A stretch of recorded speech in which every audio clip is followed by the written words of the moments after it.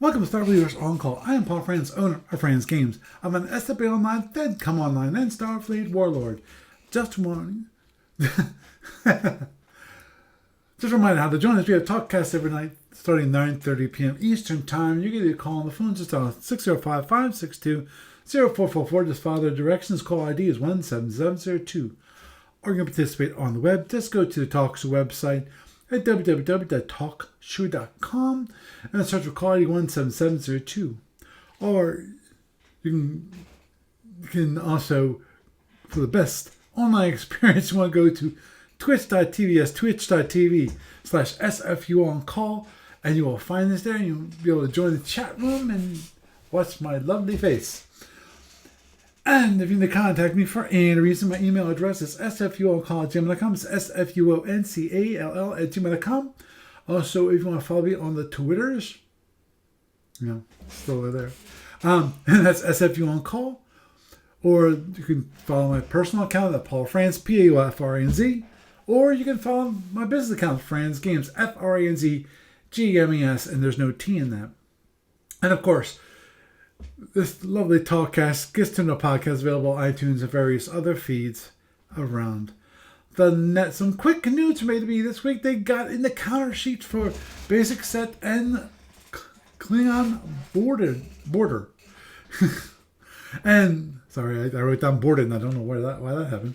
But anyway, now you can actually order hard product and actually get the count, and you actually can get it fully. That's with all the rule books and actually the counter sheets also.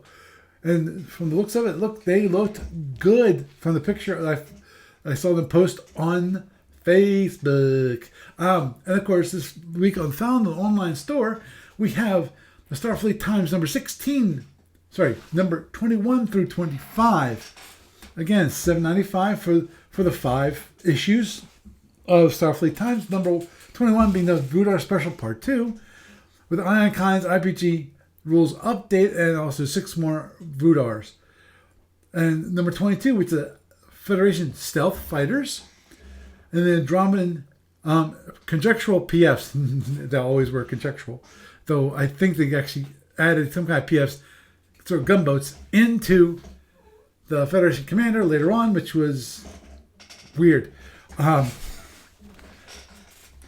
But moving on to number 23, which is the product update with weird dreadnoughts, the Federation diplomatic dreadnought and the Klingon C9J.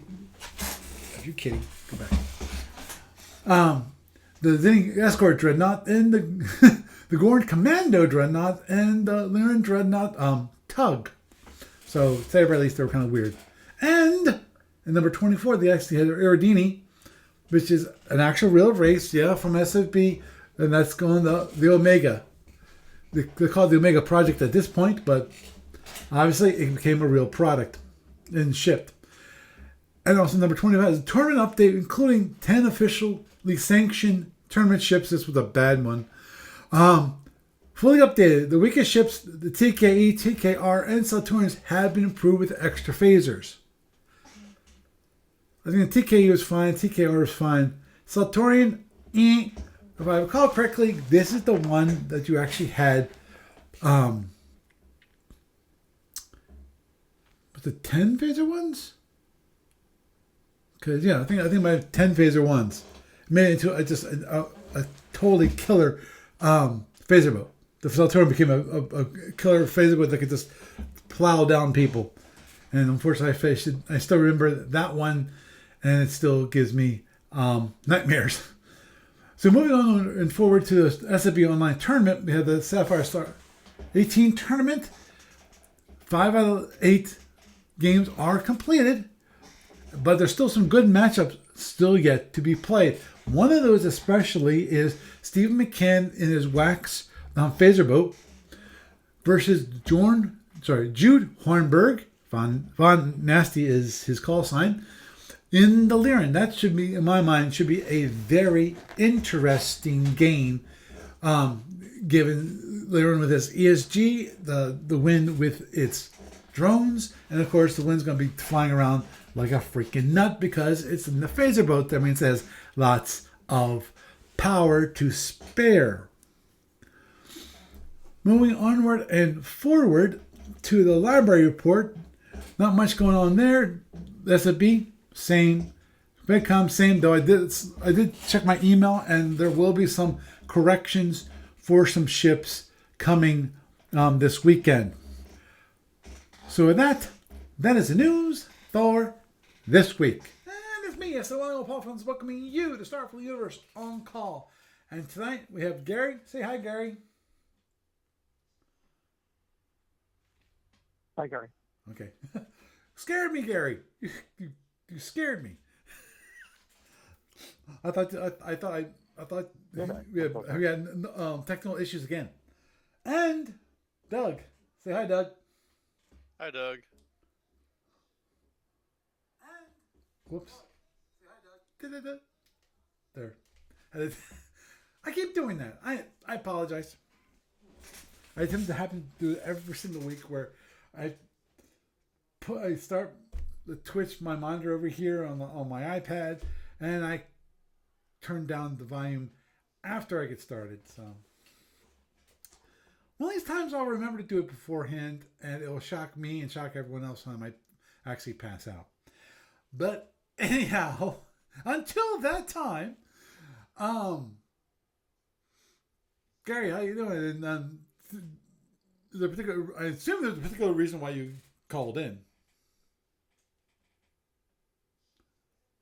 Well, other than to talk to yourself, Paul, and to your Doug as well. There's a few things. One is just a quick addition to the Shapeways talk that you guys were covering the last time, I believe. Mm-hmm. Yeah. And then a couple other things. But I'll start with the Shapeways thing. Because on the BBS, there was a bit of a discussion about the resurrection of Shapeways, or the Shapeways 2.0 or whatever. Mm-hmm. And I don't know if you saw it on there. If you go to the BBS and go to the Shapeways section, mm-hmm. You should see a discussion about it. And basically talked about how the current owners, the current ownership group rather, right, they are working out of the Eindhoven plant that is in the Netherlands. So right now, they don't have, well, unless anything's changed in the last few days, but right. at last reporting, their main setup was basically for customers in the European Union. So if the people are trying to order it in this part of the world, then it's a bit trickier. Mm-hmm. So if I was still in Ireland, then I'd probably have a better time ordering stuff than here. But supposedly no storefronts have yet been set up the way that AEB had one before. So right now, it's only people that can, I think they can order individual items for themselves. But yeah, if you have a look, you'll see a few of the postings on the BBS under Shapeways store. And there's a little bit of a discussion. It's a few days out of date now. Yeah, that was the last thing I see is from the 4th. The last thing I see is from the 4th of December. It says, from Steve Cole, of course, mentioning that they kept raising prices, but they never made a profit. And currently, they've indicated they're only located in the EU, unless they also get some production in the US. Price for most customers will be extremely high due to shipping and customs. Big surprise.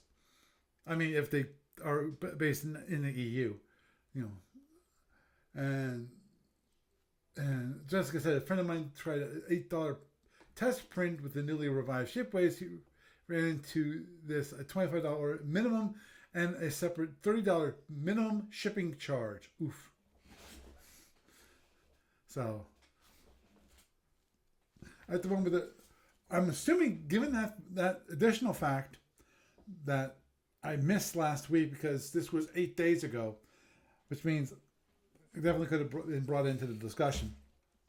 And that is that ADB will still be looking for somebody in the U.S. that can print the miniatures. I'm assuming that Steve Cole, given all of the people who invested time, effort, money,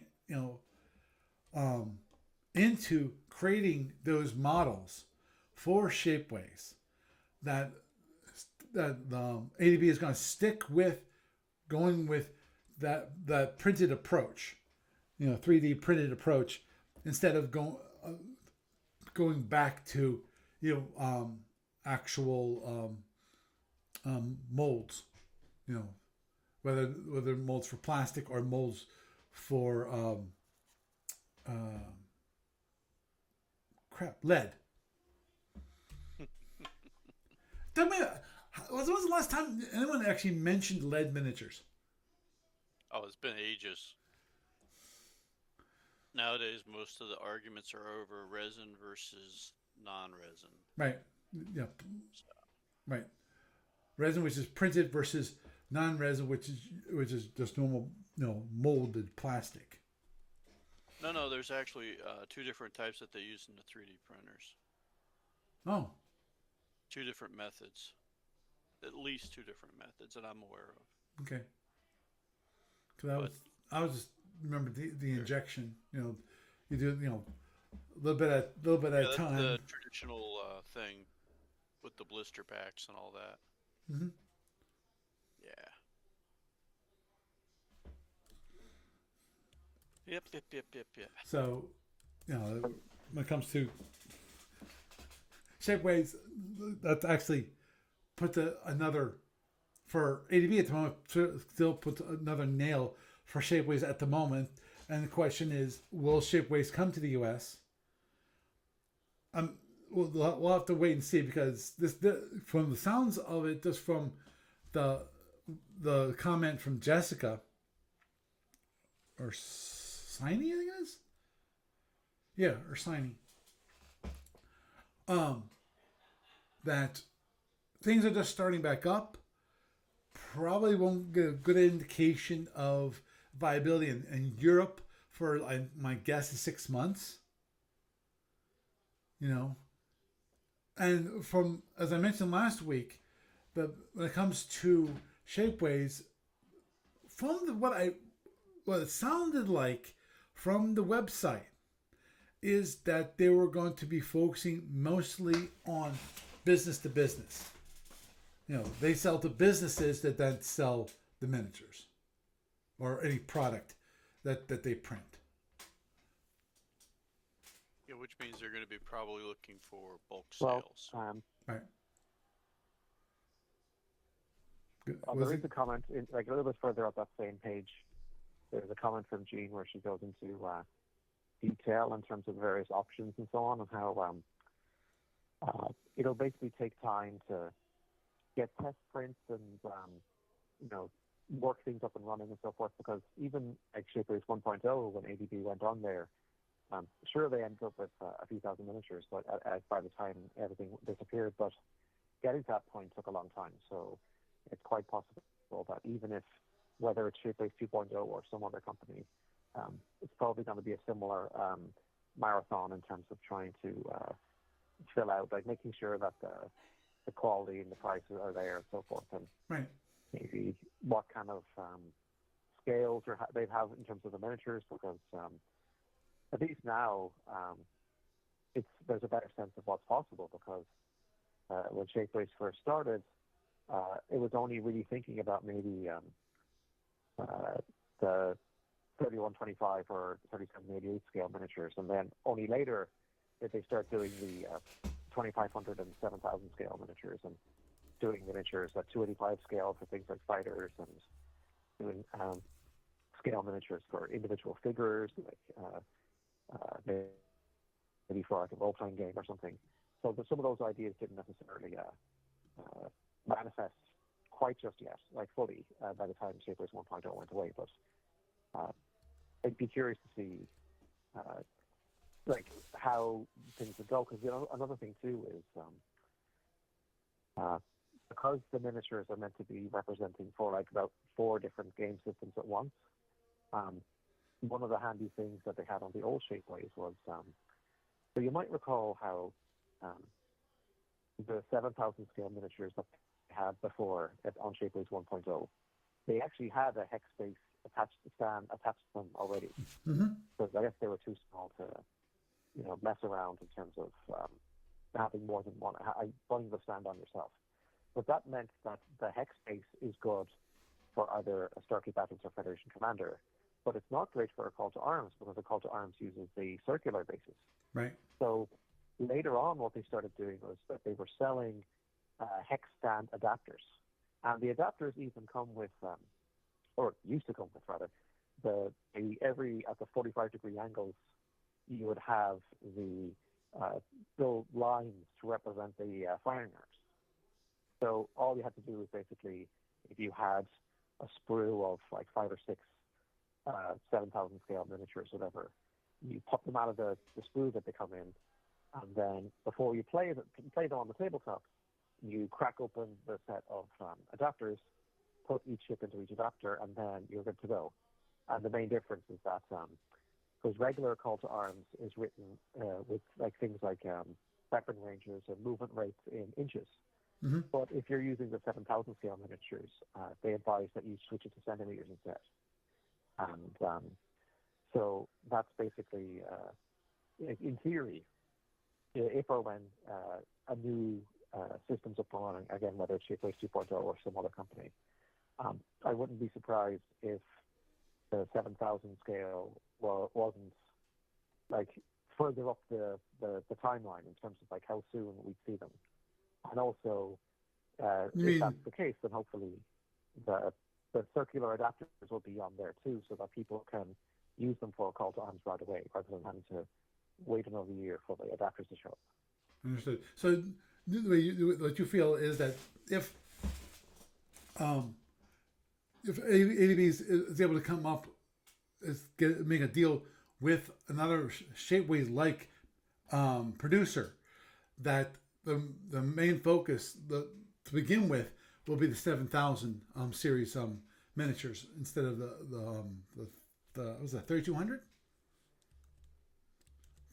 I forgot all of the sizes. But so 3788 scale is basically the classic Starline 2400 series. And the 3125 scale is the scale that Mongoose used for when Call to Arms Starfleet was first created. Oh, okay. So typically, whenever miniatures had been released on Shapeways 1.0, they'd release them in both scales, except for like things like the Fracs, for example, because the Fracs were a simulator empire anyway, so it didn't really matter what scale they were. So I think they only just did those in 2400 in the 3788 scale. But any ship that's quote unquote real, they would actually offer it in both 3788 and 3125 scale. And sometimes what they do as well is that, like, you know how, for example, some of the Federation ships, they would offer them in classic style where the saucers would be smooth, and then they'd offer them Mongoose style where you'd actually see as the panel lines on the ships, right, the saucers. So that basically meant that you would actually see the ship 4 times in the same release. So they'd release it at 3788 classic, 3788 Mongoose, 3125 classic, and 3125 Mongoose. Right.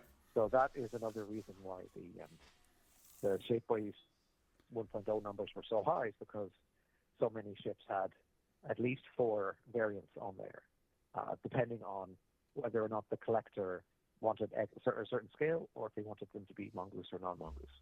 Now, I should note that for the things like the panel lining, they are too fine a detail to see on the 7,000 scale, so the 7,000 scale didn't bother. But the 7,000 scale did bother when it comes to, like, do you remember how the Romulans, like the Sparrowhawk, for example, Mongoose kind of redesigned the Sparrowhawk to make it look, well, I think it looks cooler, but basically to make it look more Klingon. Obviously, that was influenced by the Klingons in terms of design. Right. Like with the port and starboard engines are like sloped out to the side, and the nose is more kind of bird of prey-esque or whatever. Not franchise bird of prey, but in like a bird that eats things.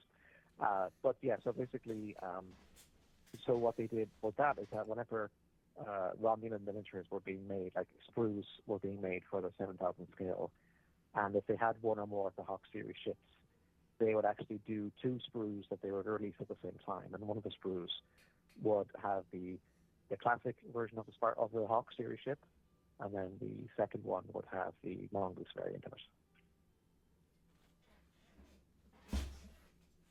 Understood. So, But although speaking of Romulans, I can imagine that because one of the handy things that they had with Shapeways 1.0 with the smooth fine detail plastic is that it was see-through.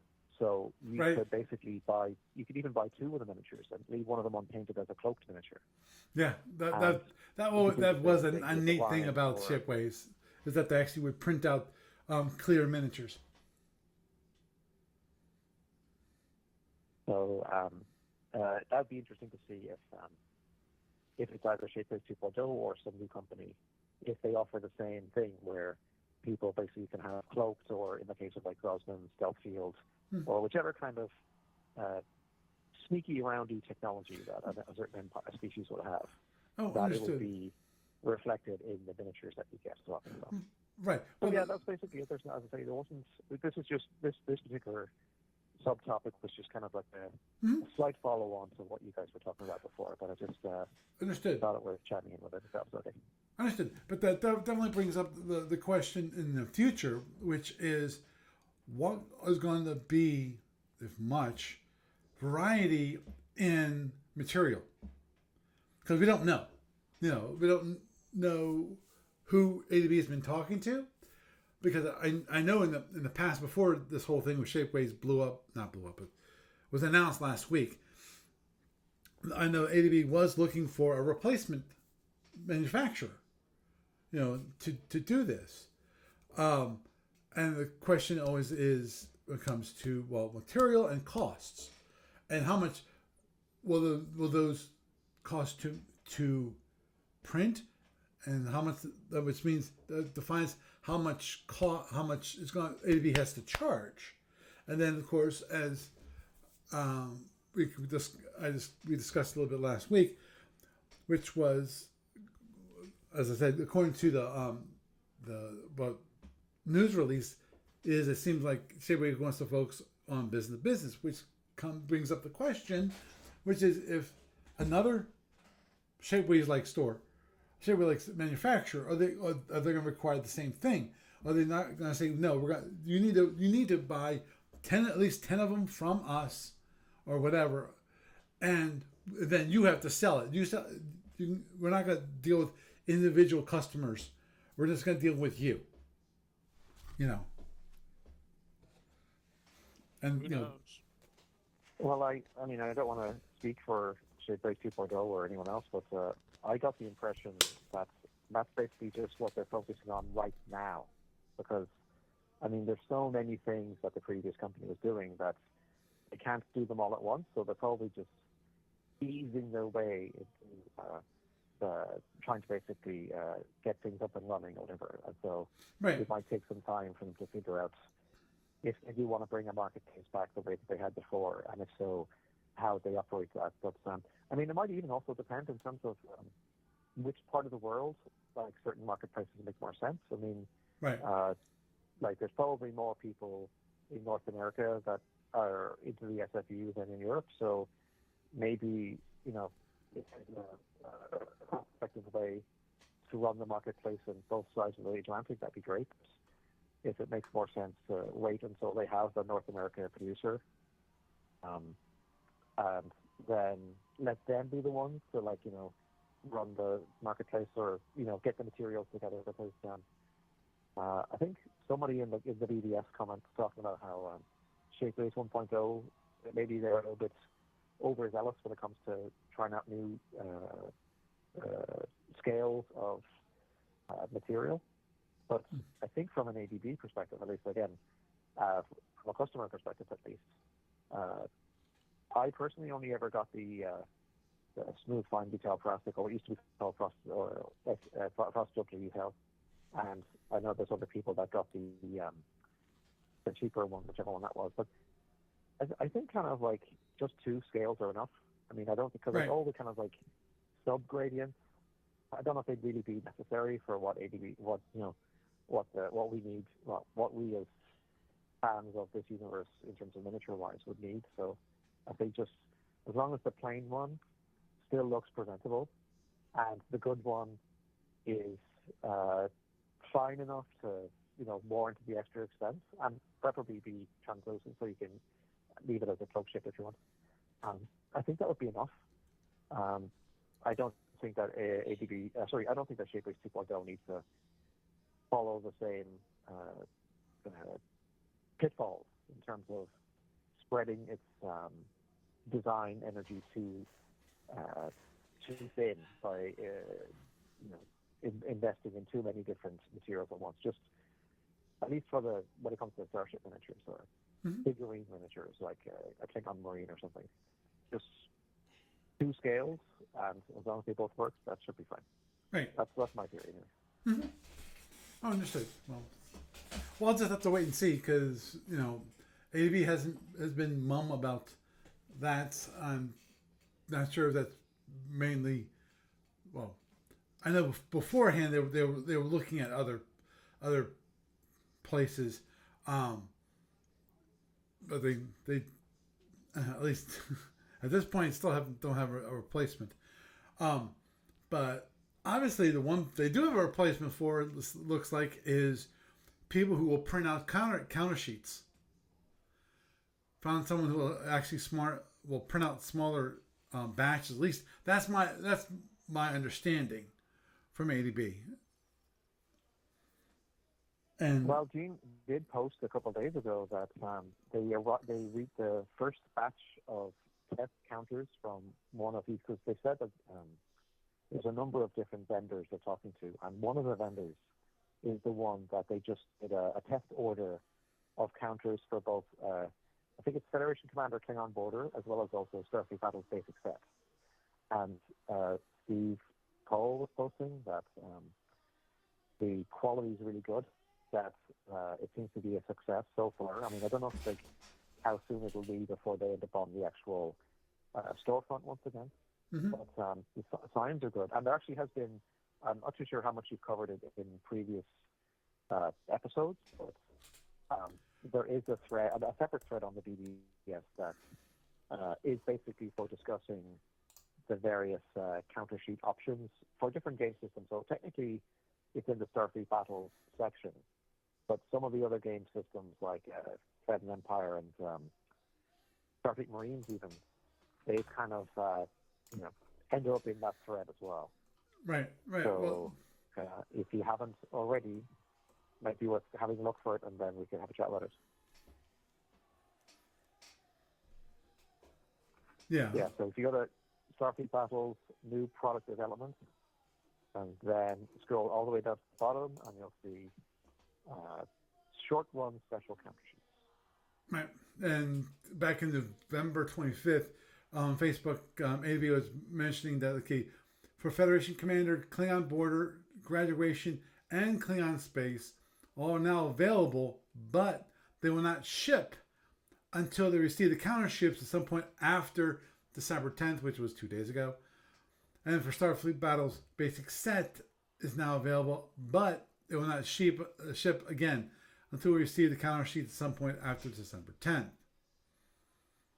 We will hold orders for that include these products or reprinted counter sheets until the counter sheets are available.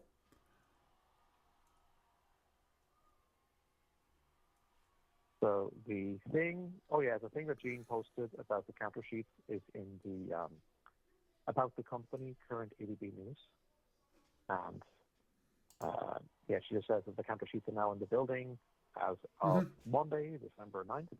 Right. And Steve Cole was saying that the quality is excellent, thick, round corners, clean printing. So,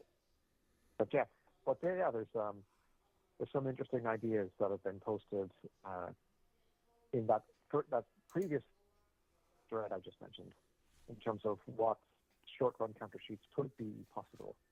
And so I'd be curious to see what ones end up showing up.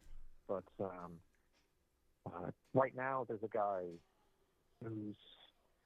he's basically proposing a new counter sheet from Module T, because that one needs to be replaced at some point. But before an official Module T update is done, modules K and Y1 need to be committed to print, because those are both due for an update, and they're also due for a reprint. So both of those are basically having additional counter sheet space filled in. So like bring them up from 216 counters to 280 counters. Yeah, I saw. I don't see it right this moment, but there it is. There's been a discussion about the counter sheets, and one of those things was they wanted to get a module T sheet.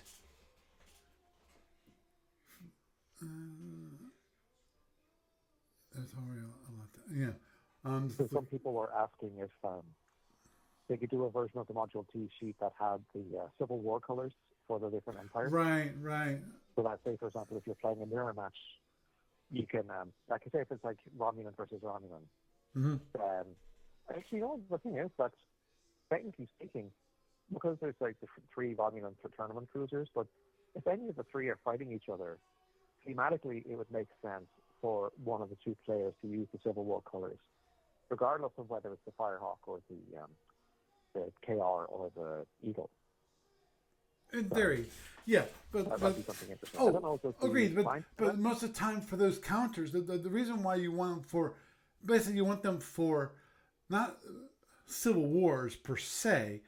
It's more of mirrors, where you have both players flying exactly the same ship, and you want to make sure when you have them on the board, you know which ship is yours.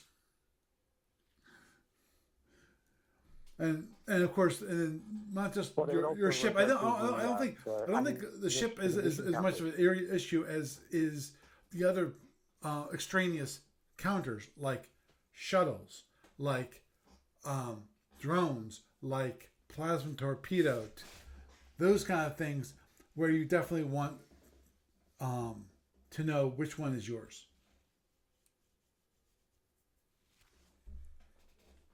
Could get a lot more confusing. Which leads me to a side question. Do you have the Civil War colors programmed into the client? No. Actually, the funny thing is, I've yet to have anyone ask for it. At least to my knowledge. It's possible someone asked for it many years ago, and I probably lost track of it. Okay. Jeez. Yeah, I can't remember, to be honest. As I said, it's possible someone asked for it, and I've totally forgotten about it by this moment in time. Well, for what it's worth, I would probably suggest, because I think right now the only empires that have official Civil War colors are the Romulans, the Lyrans, and the Kazintis. You can actually see them when the new Module Y1 counter sheet comes out. It's actually going to have them on there, but you can already see them on the F&E Civil Wars counter sheet, because all three empires have rebel counters in those colors. So in theory, those could be done on the client now. But for other factions that don't yet have official Civil War counters, it might be better to find out what are those colors going to be once ADB gets around to figuring out what they are. And only then basically putting them into the client, because it will save you the hassle of having to do it a second at a time. Yeah, check some, because I think there's an alternate solution that I offer. Let me just do something real quick.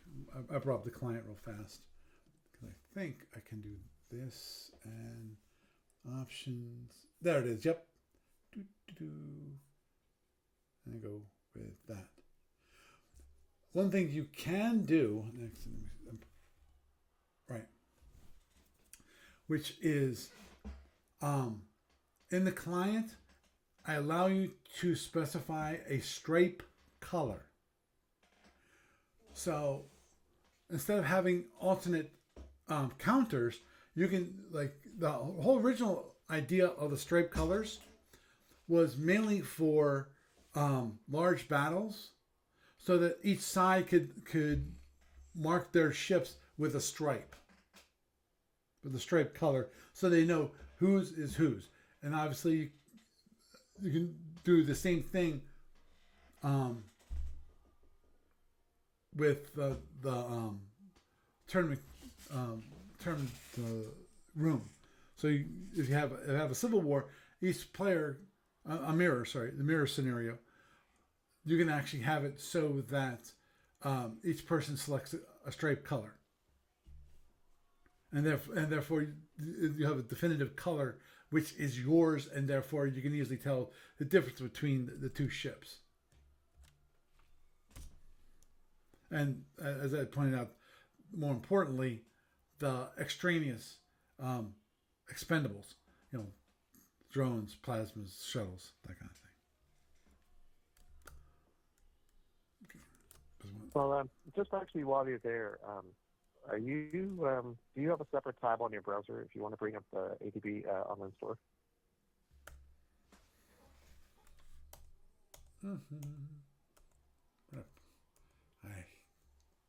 I must have closed that.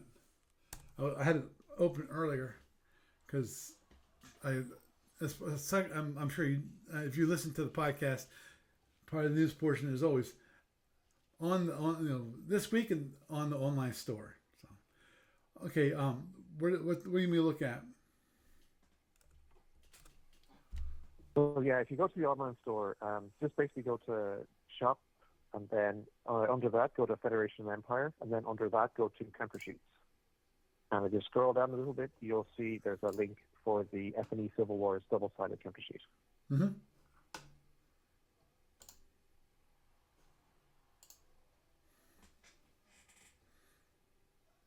Right. So you have the right, the pink background for the Romulans. That's right. Pink with the black ship is Romulan, and then purple with the yellow ship is Rebel Lyran, and then orange with the white ship is Rebel Xinti.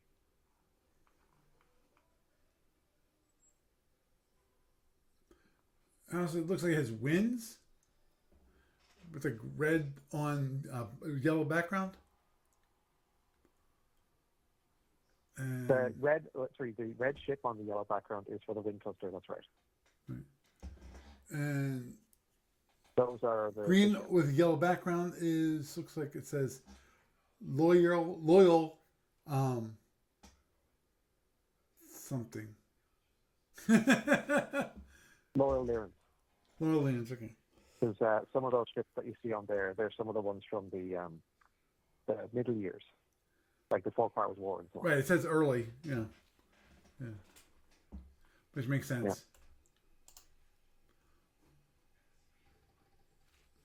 Because if you look in the bottom left-hand corner of the counter sheet, you'll see that some of those middle years ships are in the Rebel fleet colors as well.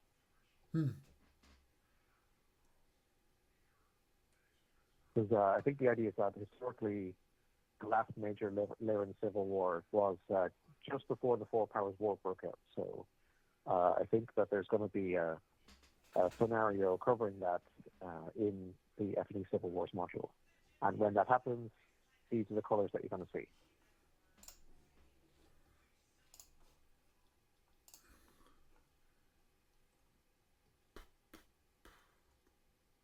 Okay. I was just making sure that didn't already exist. You were talking about it in future tense, and it's like, so we have the counter sheet, we just don't have the product.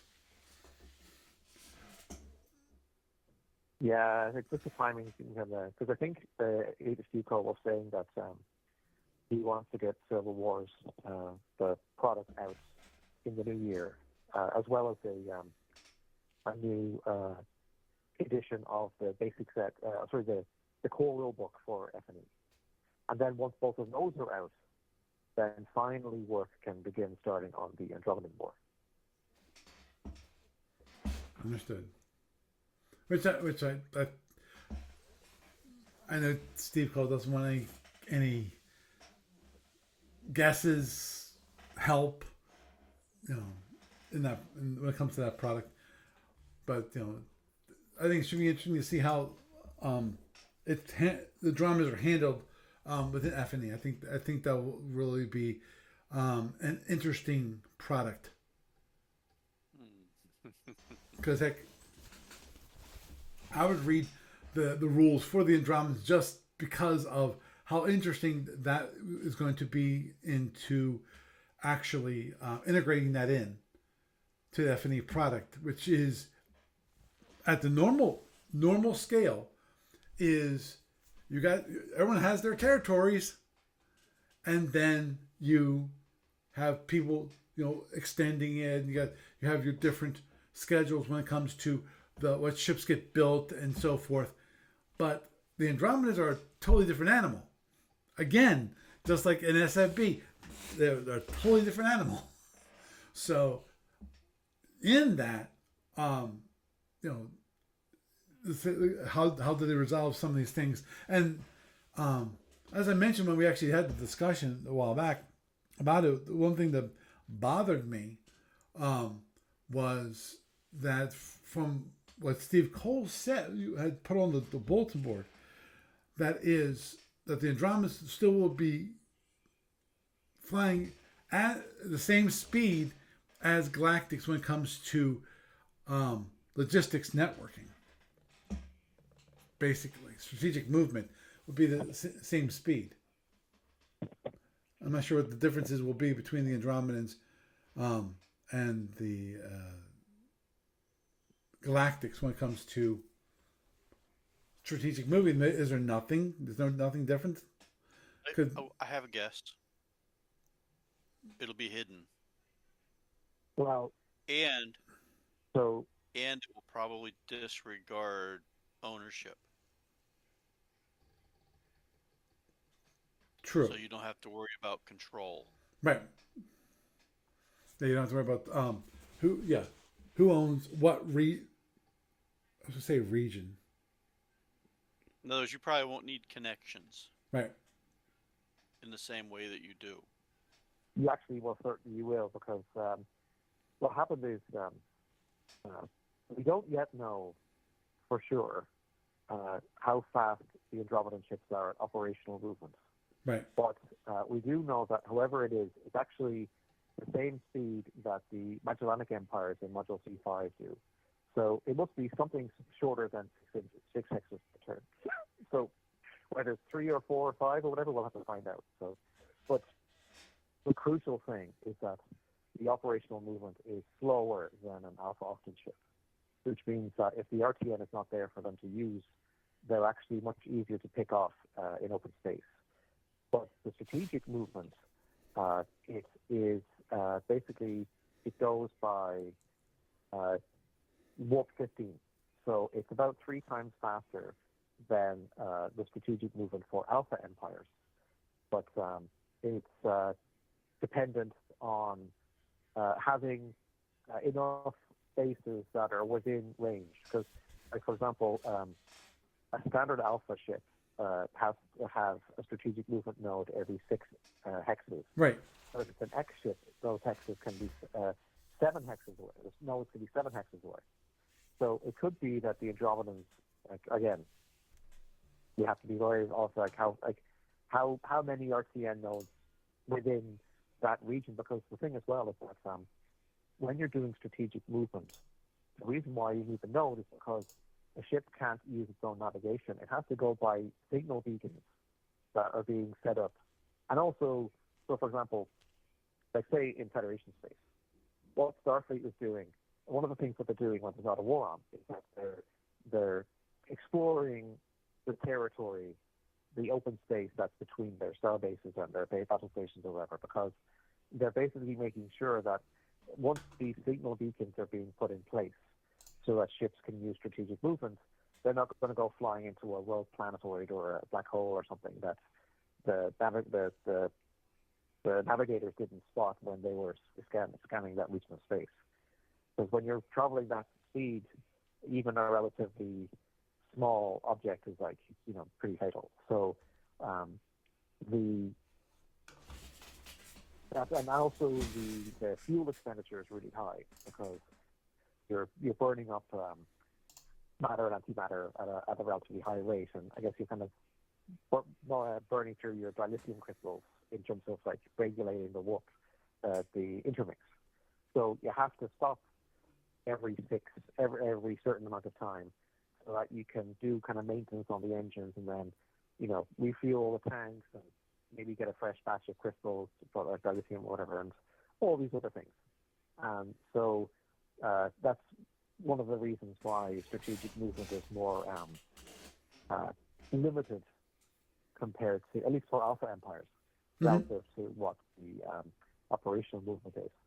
So for the Andromedans, it has been mentioned in the background material that it actually is one of the key reasons why taking down the rapid transit network was so important, because when they first discovered that a network existed, they were having trouble basically figuring out how to destroy the nodes fast enough, because each node, when it was discovered, it was either too slow to get to the node, because what would happen is a ship, maybe one or two nodes away, like a mothership, would show up at the base, unpack it, and then beam it aboard, and then zip off to the nearest one, and then plant it somewhere else. And once it's been moved and replanted, you have to start the process of searching for it all over again. And doing this basically was more of an inconvenience to the Andromedans relative to the damage that they were doing to the Alpha Empire's economy. Right. And the only way to really get over that is to start breaking out those ships that were powerful enough, either by themselves or with their attendant fighters or fast patrol ships, to destroy those nodes, or at least to prevent them from being moved, so that follow-up ships can help get rid of them. And once you had enough of those doing those kind of missions, then what happens is that as the network started being destroyed, the areas of space where there wasn't RTN nodes basically meant that any Andromedan ships that were still on the network they had to move by operational movement to get back into those cleared zones if they wanted to try to maybe replace the base. And the more open space there was, the harder it was to get to build those bases. And any Andromedan ships that were in the middle of those cleared spaces were trapped, basically, because if they couldn't get close enough to a satellite base to go back to the RTN in time, then they could be hunted, they'd be chased down and destroyed. And so this was actually one of the key turning points in the war, in the standard timeline, is that so much of the network was cleared that the Andros basically ran out of road for them to be able to actually outmaneuver the Alpha Empires on the RCN, to the point where they couldn't anymore, and they basically, what was left was Operation Unity. So I suspect, now again, I'm really trying not to go against the whole thing where we're not meant to speculate on what's going on with Andro War until the stuff comes out. But I'm just saying that from a background material, from the stuff that's been published in Starfleet Battles and other places, it is going to be crucial in terms of what the range for the strategic, in terms of what the Andromedan equivalent of strategic movement nodes, like how many hexes away from each base the next base has to be before you're out of range, because without that, it's going to miss a critical component in terms of how to actually defeat them. So I guess all I'll say for now is when the preview or whatever next stage gets posted, I strongly suspect that the answer to that question is going to be a major component in terms of how they're going to play out in that game system. Yeah, that would surprise me. But oh no, it's one of those things that I think it will be fascinating to see how it all gets organized and played out. I think you're right in what you say, um, in how it's going to not work, but how in quote unquote real life it should work. You know, trying to avoid that the whole thing that it's got to work this way. So Now, I guess the other thing I wanted to try to hit on a bit in terms of topics was actually kind of like an adjunct to the SME counter sheet description, because one of the things that I was thinking would be interesting is because there have been previews for the Palladians and Caravans in for Fedland Empire in Catalog, and in theory, if there's not quite enough demand for them, or maybe because you need new map sheets as well for them to play on. right, Like it might maybe those empires might make sense to do in a limited run if there's enough players who do want to get those. Then, but part of the issue as well is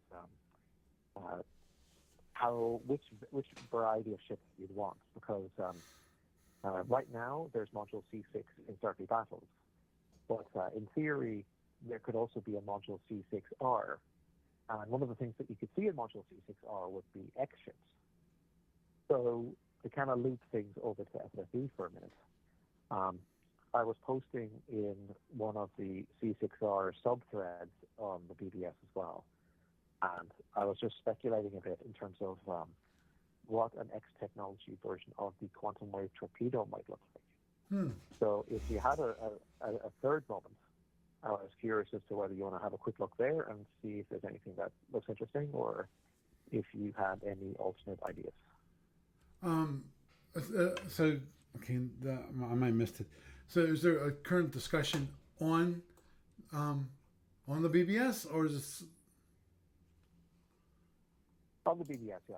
So Yeah. if you go to back to the SFB portion of the board, Mhm. and go to new product development, then go to module C6R, Okay. and then there's a thread there called Palladian X ships.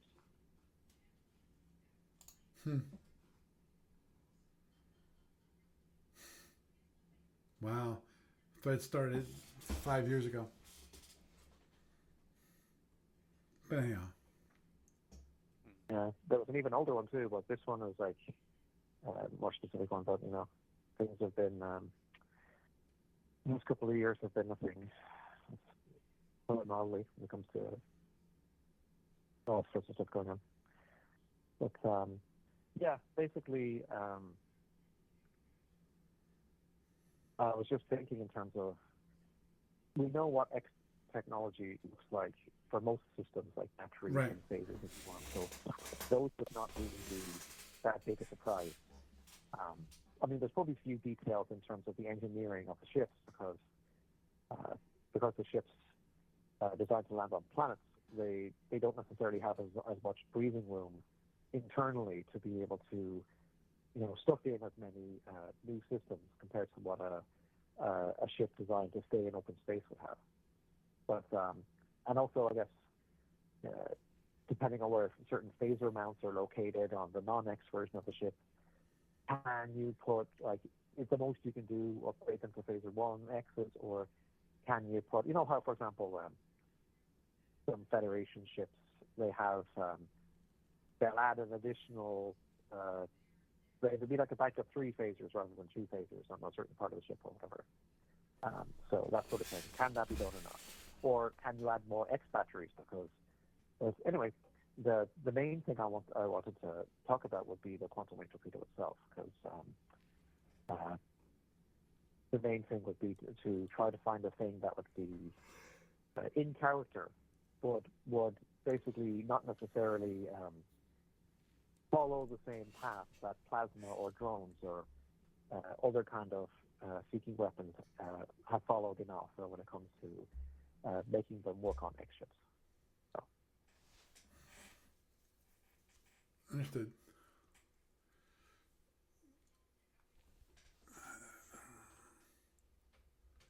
Yeah, getting back to it real quick. Da-da-da.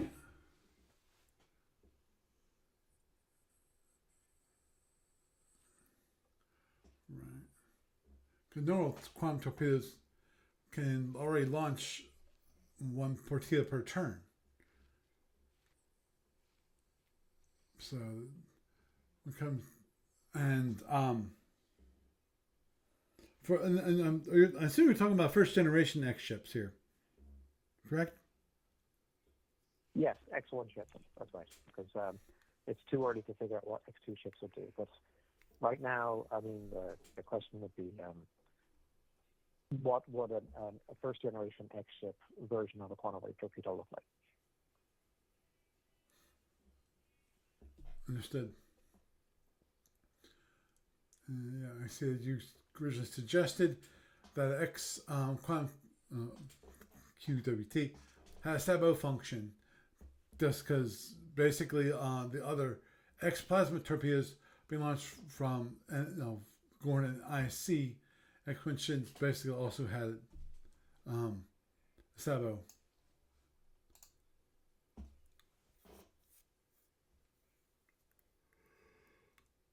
Now, one thing that's interesting is, well, I don't know if interesting is the right word, but so quantum wave torpedoes, like non-X quantum wave torpedoes, were not given a SFU function. Right. So even in the Y-180s and afterwards, when their enemy fleets on the Golden ISC and even Orion Pirates, they get SFU plasma torpedoes even before X technology comes out. But the Paravians don't. So it might be the case that even if X quantum wave torpedo was given a SFU option, that it only applies to the X torpedoes and not to the non-X torpedoes. So that might basically put more of an onus on either converting to a full X ship or seeing if there's a way to install a partial X refit with an X quantum wave torpedo onto an older ship. Right.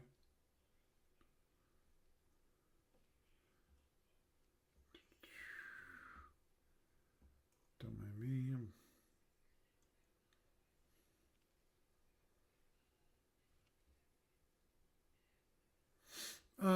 I forget, the quantum wave torpedoes, are they just standard energy, i.e. they don't require warp or impulse or anything like that?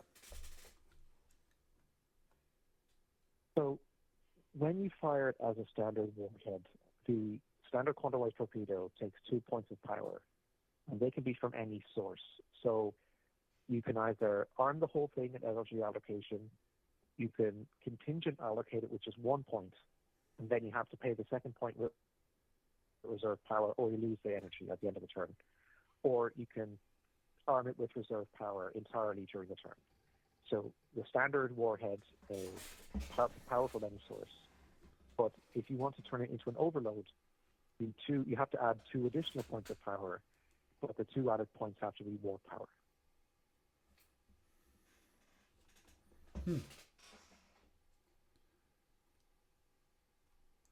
Which for a non-X Paravian ship is a challenge because Paravians don't have warp reactors. They have to use their warp engines to overload their quantum wave torpedoes. Okay. Which brings me to the question when it comes to the X plasmas, and forgive me for not knowing this, which is that do the X plasmas actually can they launch at a faster rate? Instead of taking 3 turns, taking like 2 turns? If I recall correctly, they do have a faster launch rate if you want them to, because you can. There's one of the modes that they have is that in the second term of arming, you can pay full second and third turns worth of power all at once, and then launch it fully. Okay. And also bear in mind that most X-Plasma ships, they have more powerful warheads. So, for example, if you have a smaller ship that had Plasma F torpedoes, they become Plasma L torpedoes. Right. Or sometimes even Plasma S. And then if you've got like a Firehawk or something, the Plasma S torpedoes on a bigger ship like a cruiser, they become Plasma M torpedoes. So like a Firehawk goes from having 100 points, not counting envelopers, like 100 points at launch, that becomes up to something like 140 launch, I think, or 160. Because you're getting more plasma out of the ends, and then also the side nacelle mounts are more powerful as well. So you've suddenly got a lot more plasma, and you're launching it more often because if you have those X batteries, then you have additional reserve power to be able to get those torpedoes on the board faster. Right. But to do that, you need it requires you using reserve power, and correct, or am I understanding that wrong? I'm actually, I'll have to double check that, because you might be able to do it now energy allocation on the second turn as well.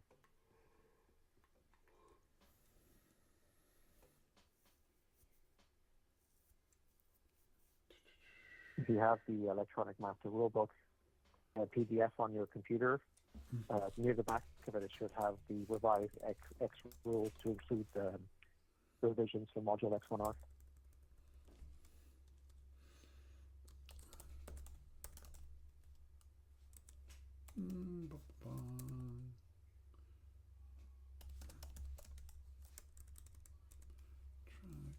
Master. Yeah, it's called Plasma Rapid Load. There's a separate thing which is Plasma Fast Load, and that basically means that any X plasma launcher that's bigger than a Plasma F can fast load a Plasma F torpedo if it wants.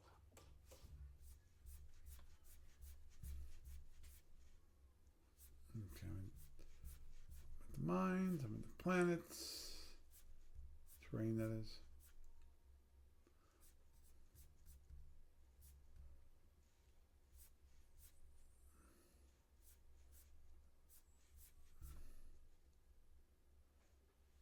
Well, W.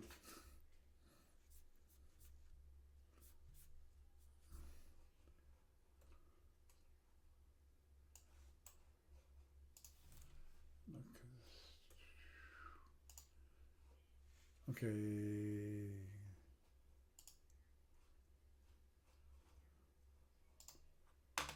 That's module K. That's module C1. Oh, okay, I think I'm trying to find the X rules. Yeah, the rule is XFP 1.26.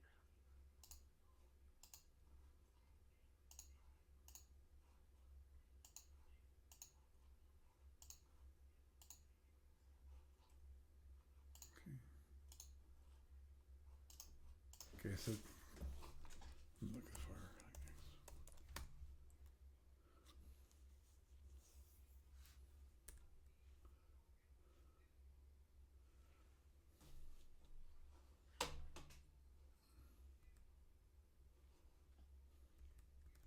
Okay, I'm missing it. Okay, don't mind me.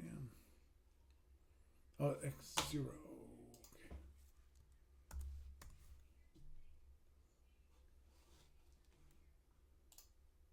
Okay, there it is.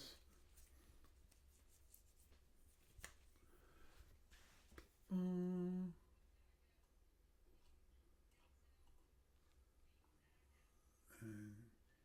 Aegis, fire control. I wonder.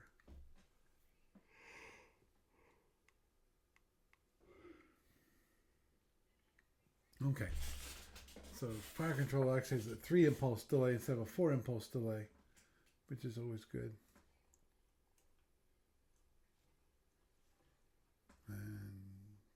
Hellbore's PPDs.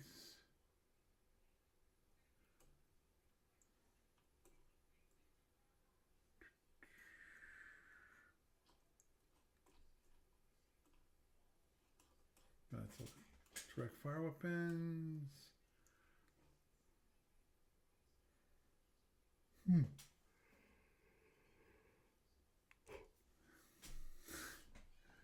I'm assuming this is a proposal because I don't think there's any.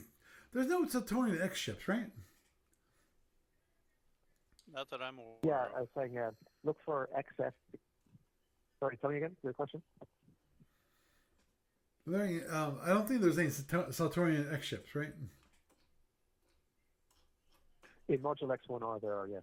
They have an X-ship particle cannon rule as well, and modified rules for the X-web breaker, too. Yeah, I noticed the particle cannon rules where it actually allows you to do a second overload shot as a second shot.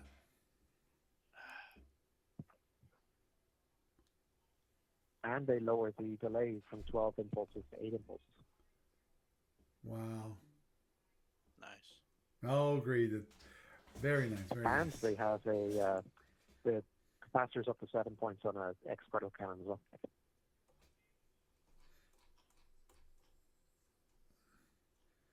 Holding a can hold a maximum 7 points of energy at any time. So instead of 5, it's 7. And this can include reserve power. Can have okay. Right. As always. That is the Satori may choose to have less power in their capacitors than the maximum, which is 7 at the start of the turn.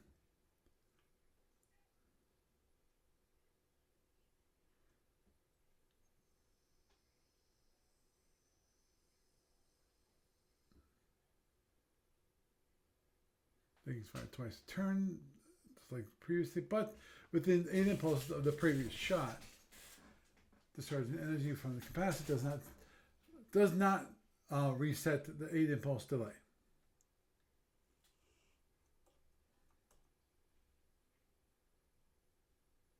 Which is good.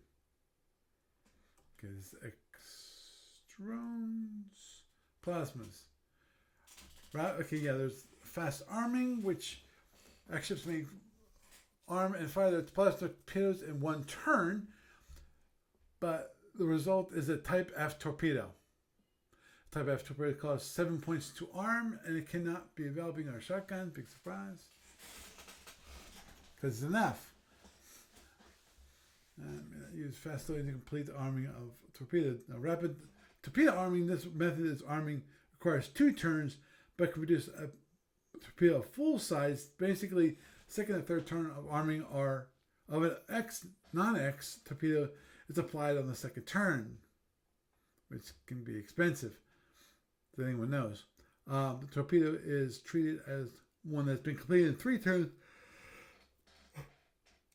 of normal arming.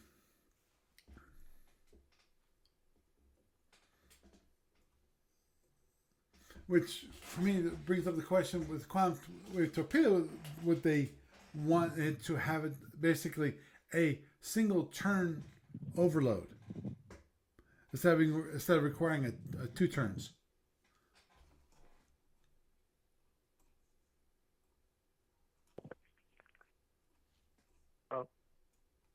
What I was thinking is that rather, okay, so I wouldn't necessarily want to create like a new type of quantum wave torpedo that needs a new arming chart, because that basically adds to the workload in terms of actually trying to playtest for such a thing, because you'd have to basically get people to actually try these new like heavy quantum wave, whatever you want to call them, and actually figure out like if it's balanced or not. And that's more work than is necessarily good. And also, I don't know whether or not, like from an in-universe perspective, if that it would make sense for the Courageous to want that, like whether it's something that would suit their mindset, to basically kind of copy what the plasma the Empire enemies are doing. Mm-hmm. So I was actually thinking that you could basically allow a quantum wave torpedo to launch a second torpedo in the same turn, but only one of the two torpedoes can be a overload. So kind of like the particle cannon for a non-X ship, but there'd be no capacitor, so each torpedo would still have to be armed and launched separately. And but one of the other ideas that came up in the thread was to instead add a shotgun mode to the quantum wave torpedo, where you'd pay a bit extra when you're arming it, and then you basically have two standard torpedoes launched at the same time. But usually when you do a shotgun, they have to be on two different targets. So that might be useful if you're in a squadron or if you're fighting a bunch of fighters or fast patrol ships or something. But it wouldn't necessarily be much use in a duel. So that's another option that was put out there. But if you're thinking of the rules for plasma shotguns, those tend to basically have like an energy surcharge because you're paying for the splitting of the torpedo. And then if you have the Sabo upgrade, you're paying for each of the shotgun torpedoes. You're paying separately for each of those to go speed 40. So if you're looking at the quantum wave torpedo, you'd probably end up basically paying 8 points of power to launch two shotgun torpedoes at Sabo speeds. And I might wonder if does the shotgun energy have to be warp power because you're adding warp power for the overload or something like that, whatever. So I'm personally not too keen on that idea relative to the idea of having consecutive sequential launches, like one, and then you have like a firing delay, and then you launch the second one. But even so, I wanted to kind of put both ideas out there to see do either of them make sense for you. Mm-hmm.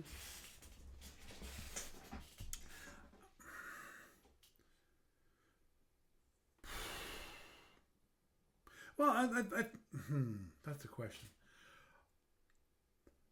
Because honestly, I don't think having so the quantum torpedo can fire twice a turn is a viable option, just because of it never could fire twice a turn before. It can fire once a turn, and that's fine.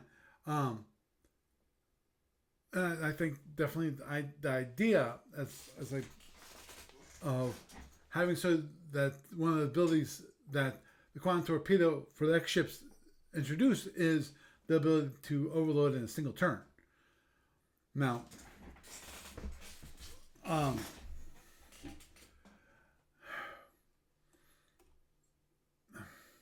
actually, the one thing I was thinking about when you were talking, which was that. Okay, remind me. The quantum wave torpedo, the weapon itself is used both in Omega and Alpha, correct? Meaning they use the same weapons when they left the Alpha octant and moved to the Omega. Those survivors. Okay. So before I answer that question, I just wanted to double back to something. You were saying something about overloading each turn, because you already can overload a quantum wave torpedo each turn. The only thing is that you need to have the warp power available to do it. So, but yeah, basically, whether or not with the current rules for quantum wave torpedoes, it's basically just a power and a range issue. But whether you overload the torpedo or not, the firing rate doesn't get changed. So you can still chuck them out every turn.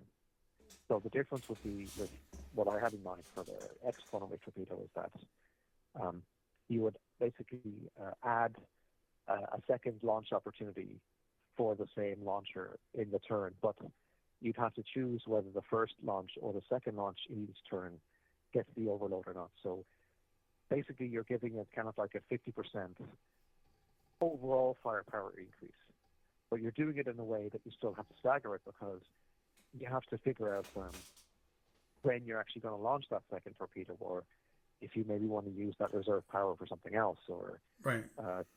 You know, like, is the opponent going to be able to turn a different shield to it? So it's not a magic bullet by any sense. It's more of a thing that basically still leans into the maneuverability of the Parabian ship. Like, you're still having to go fast and turn a lot and try and pick your spots, which I think is more kind of in character for. I think they'd want a weapon that, you know, leaned into that agility and so forth, which they're going to need, because when they're facing enemies with big plasma and also PPDs in the case of the IFC, they're going to want to stay fast and stay agile. So it seemed to me, at least, that would be a way that they might approach it. But again, that's only just one person's idea. Right. But in terms of in Omega, I've been hoping that in a future issue of Captain's Log, there'd be a way to confirm that the Parabians in Omega do in fact use the same quantum wave torpedo rules. But right now, though, the only playtest Omega SSDs for the Parabians, the ones in Captain's Log 54, they're the ones that use the anti-proton weapons from the Umatrians. So they don't have quantum wave torpedoes because they would have been replaced with the anti-proton weapons. But the idea that I had, such as it was, is that the entire fleet would not be turned over to this, that they would have both types of ship available. But that hasn't been formally spelled out yet. So I'm hoping there might be an opportunity to spell that out in the future. But at this time of us chatting, I should say, it hasn't been formally locked in print. Right. Right. And I'm just doing a quick scan, and Steve Cole hasn't really put his 2 cents into the discussion at all. For some of the discussion, a little bit old, as I said.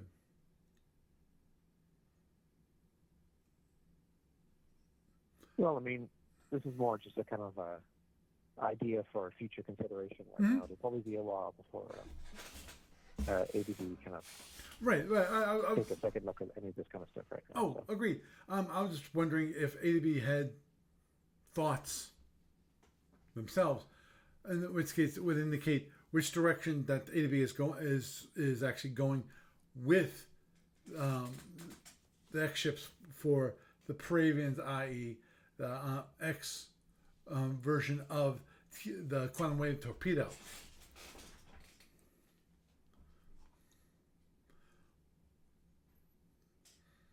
Well, I guess the best thing right now would be if anyone's listening here and they've got any thoughts about what they'd want the X version of the weapon to look like, then they can hop in the thread and post about it.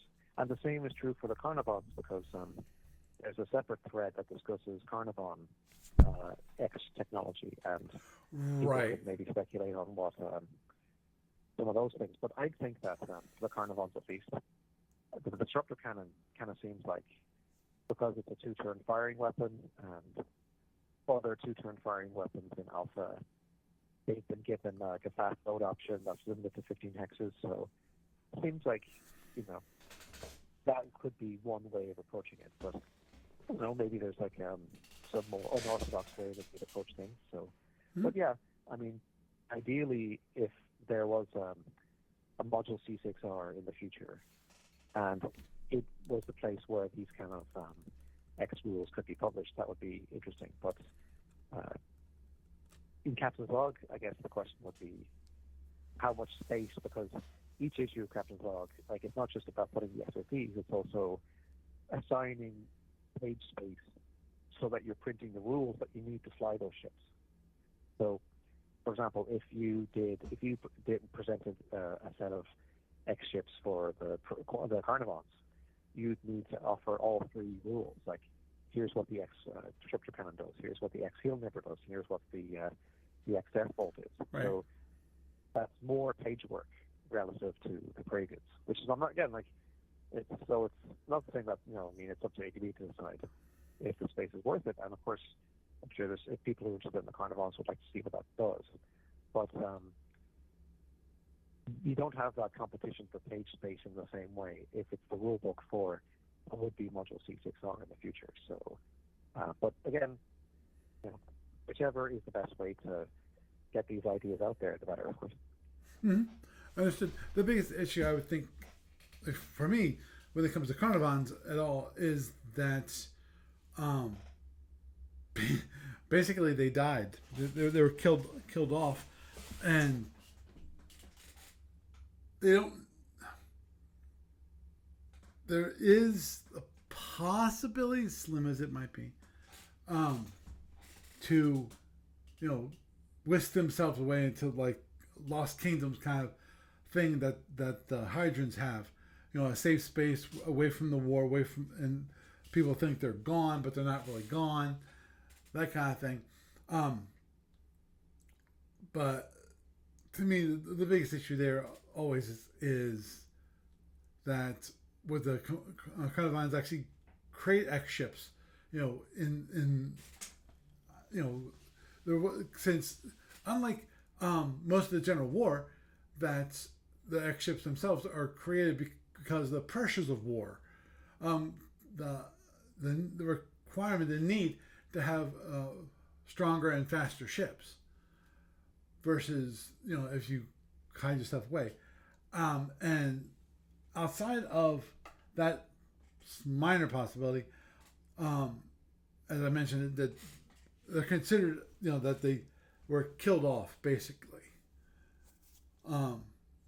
Versus the Peruvians, which seem to live for another day by getting themselves out of God's creation, and from the Alpha Octant and flying over to the Omega Octant, at least, the refugees kind of things that was able to escape before the Sun Snake imploded, went into the star and killed everyone on the home planet of the Peruvians.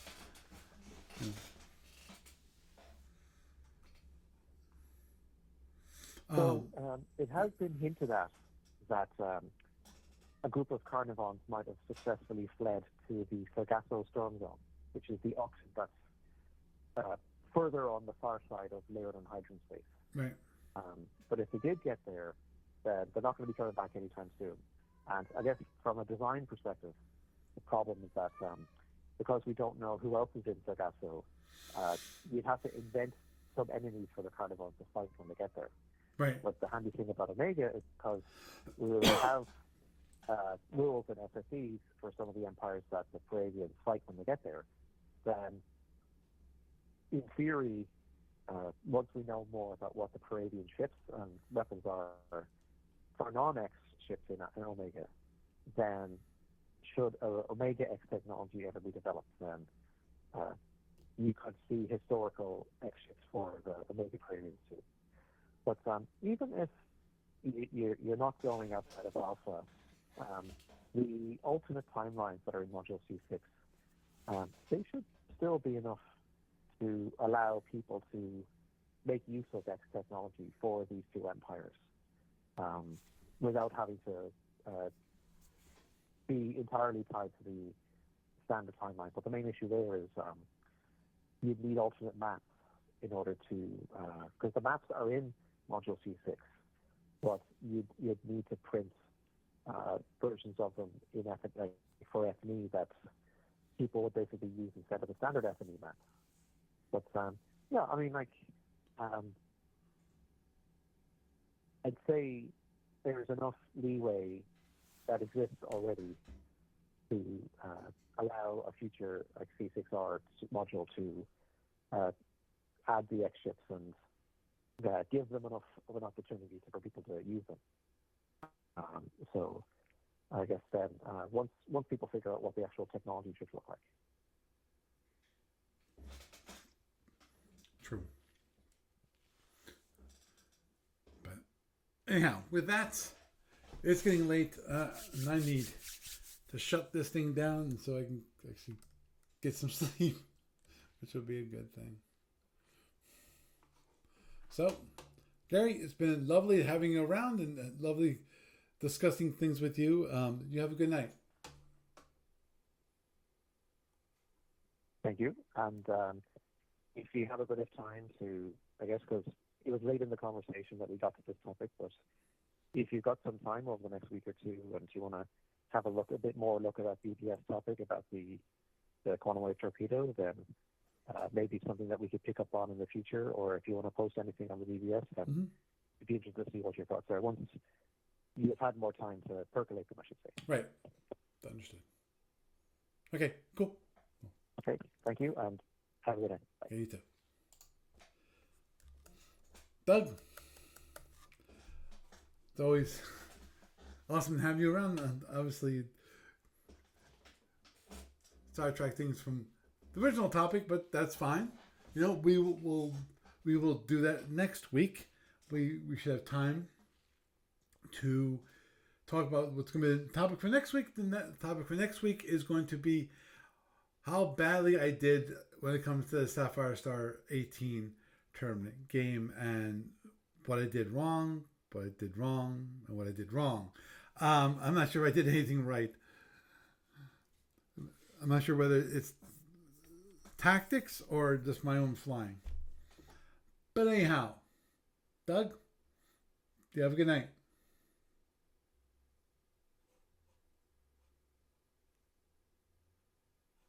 And I don't think he's still here. Anyhow, I think I'll use him just in case he comes back in the middle of this whole thing. So, anyhow, had a nice little discussion about the QWTs, brought back Shapeways, and I think that when it comes to ADB, I think that that's going to be an interesting thing is how they're going to solve the miniatures thing again. They look like they had a wonderful technology, and I think that that's the technology that they still want to go forward with. But the question is who? You know, Shapeways come back from the dead, but you know they're currently all located in Europe, so we have to see how that all settles out and see if ADB might be using them again. In that case, I think that would mean that Shapeways actually would start up some manufacturing in the U.S. As I said, I'm not sure if that's in the cards or not, or ADB is going to have to look for another company. My guess is another company, honestly, if they want to get it done within the next 6 months. And currently the biggest issue with that at the moment is that we don't have those miniatures. The only miniatures that they actually can get are the ones made of lead. The old style miniatures, not the ones made out of resin. So, anyway, with that, I am Paul Franz, and I bid you a good night.